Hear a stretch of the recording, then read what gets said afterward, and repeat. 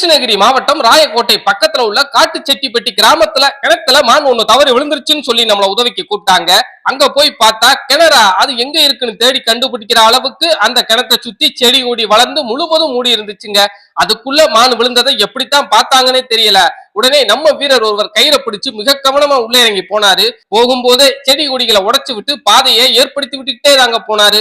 உள்ள போன உடனே தண்ணிக்குள்ள குதிச்சு மான் கிட்ட நீந்தி போக அந்த மானு நம்ம வீரர் இருக்கிற இடத்துக்கிட்ட மட்டும் வராம கிணத்தை சுத்தி சுத்தி நீந்திக்கிட்டே தாங்க இருந்துச்சு. உடனே நம்ம வீரரும் களைப்பாகி கிணத்தோட ஒரு ஓரமா அந்த மேட்டு பகுதியில ஏறி நின்னுட்டு மானு வர்றதுக்காக காத்துக்கிட்டு இருந்தாரு.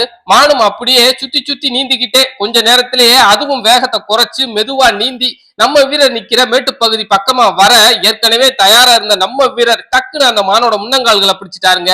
அதுக்கப்புறம் மானு துள்ளிச்சு பாருங்க, எப்பா என்ன அடி என்ன உத, கொஞ்சம் பிடிச்ச தவறுனாலும் நம்ம வீரரோட முகத்தை உடைச்சு எடுத்திருக்குங்க. நல்ல வேலையா அந்த மாதிரி எதுவும் நடக்கலங்க. நம்ம வீரரும் பிடிச்ச பிடியில இருந்து மான கொஞ்சம் கூட நழுவ விடலங்க. உடனே மற்றொரு வீரர் அவருக்கு உதவியா உள்ள இறங்கி போய் மானோட முகத்துல ஈர துணியை கட்டி விட்டு அதுக்கப்புறம் மானோட கால்களையும் துள்ளாம கயிறால கட்டி விட்டு மேல கொடுத்து விட அந்த மான பாதுகாப்பா மேல இழுத்து கொண்டு வந்து வனத்துறையினர்கிட்ட ஒப்படைச்சிட்டாங்க.